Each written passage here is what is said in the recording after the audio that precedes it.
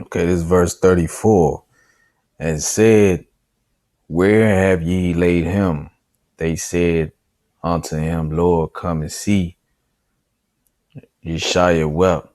And I'm gonna tell you, it's so many things I love about this brother Yeshaya, but this brother here, man, I give all praises to Ahaya Shoahaya. You know, Yeshaya is a brother who's very passionate, and he right here he showed mercy and compassion. And this brother, he cried, and that's a real brother, and that's the thing.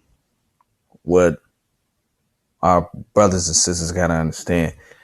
LeBron James, and I'm not condemning those brothers. Hear me out. What I'm saying is, for people to exalt Martin Luther King and all these brothers as your leaders, it ain't one like this brother. This brother, caught hell, still forgave our people for what they did to him.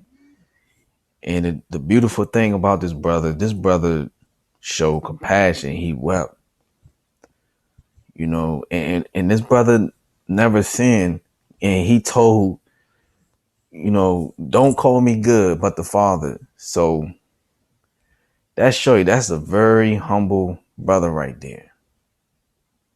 And that's what we got to strive to be, his disciples, to be like Christ. Not saying, we on some anti-Christ, nothing like that, but it's motivation, it's like he set the bar so high, but it's like we want to strive to be, his disciples, you know what I'm saying? Because scripture says, if you follow him and do what he say, of course you his disciple.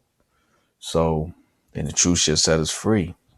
But this is beautiful here. This brother wept and showed compassion and love.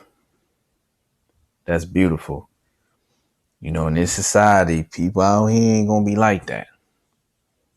You know what I'm saying? But this right here, it really gets to me, because it just to remind me that, man, out here, this society, this evil society, ain't gonna forgive you. They're not gonna have compassion. They gonna keep a criminal record on you.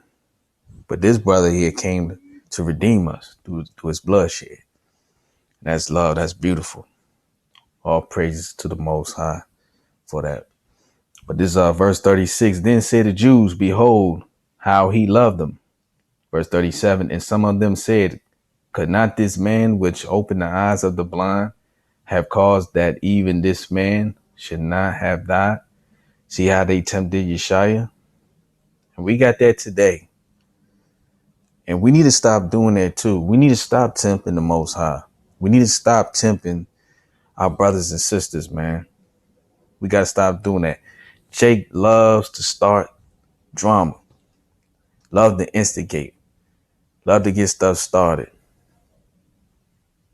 See what I'm saying? So they saw this brother wept and cried. So some of these stiff-necked Negroes, you know what I'm saying? The stiff-necked Jakes, the Israelites, the Jews, you know what I'm saying? They pretty much joning on him. They went on the man, saying, man, could not this man which opened the eyes of the blind have caused that even this man should not have died?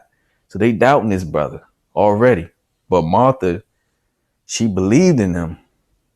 She know that if he asked the Father anything, that he shall receive. You see?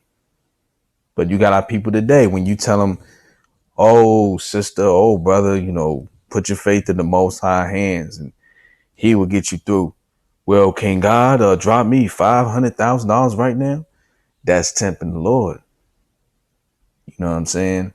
That just like when you read Psalm 78 with King David, he was reiterating how our forefathers, when they was in the wilderness, they was like, can he make a table, in the wilderness? Can he furnish a table in the wilderness? As I paraphrase. And you got that today. You're going to have brothers and sisters. When this society collapsed, they're going to tempt the Lord Get back into that wilderness. The last wave, the bad apples, that's what the Lord going to take them out on sight. TOS, termination on sight. But we cannot tempt the Most High. We cannot do that. Okay, let's go down to verse 38. Yeshaya therefore again groaned in himself coming to the grave. It was a cave and a stone laid upon it. Verse 39, Yeshaya said, take ye away the stone. Martha, the sister of him that was dead, said unto him, Lord, by this time he stinketh, for he hath been dead 4 days. Verse 40, Yeshaya said unto her, said I not unto thee, that if thou wouldest believe, thou shouldest see the glory of Ahiah. Verse 41, then they took away the stone from the place where the dead was laid. And Yeshaya lifted up his eyes and said, Father, I thank thee that thou hast heard me. Verse 42. And I knew that thou hearest me always, but because of the people which stand by, I said it, that they may believe that thou hast sent me. I'm going to read that again. I apologize. Salakia. Verse 42. And I knew that thou hearest me always, but because of the people which stand by, I said it, that they may believe that thou hast sent me. Verse 43. And when he thus had spoken, he cried with a loud voice, Lazarus, come forth. Verse 44. And he that was dead came forth, bound hand and foot with grave clothes, and his face was bound about with a napkin. Yeshaya said unto them, loose him and let him go. So Yeshaya said to Lazarus, come forth. And his brother, he was wrapped up. He had his face was wrapped up with the napkin. And Yeshaya said, lose him and let him go. That's powerful. In verse 45, then many of the Jews which came to Mary and had seen the things which Yeshaya did believe on him. So they believe in him, because when they seen it, they was like, damn. They was like, yeah, this brother right here, this is the Son of the Most High.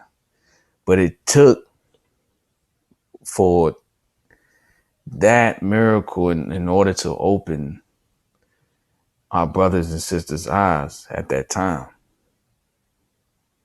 You understand what I'm saying?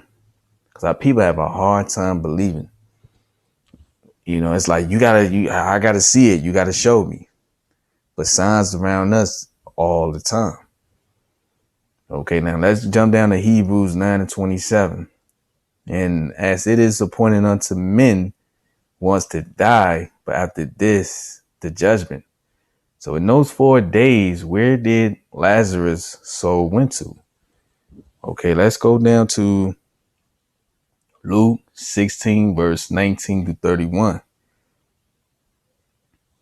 There was a certain rich man which was clothed in purple and fine linen, and fared substantially every day. Verse 20.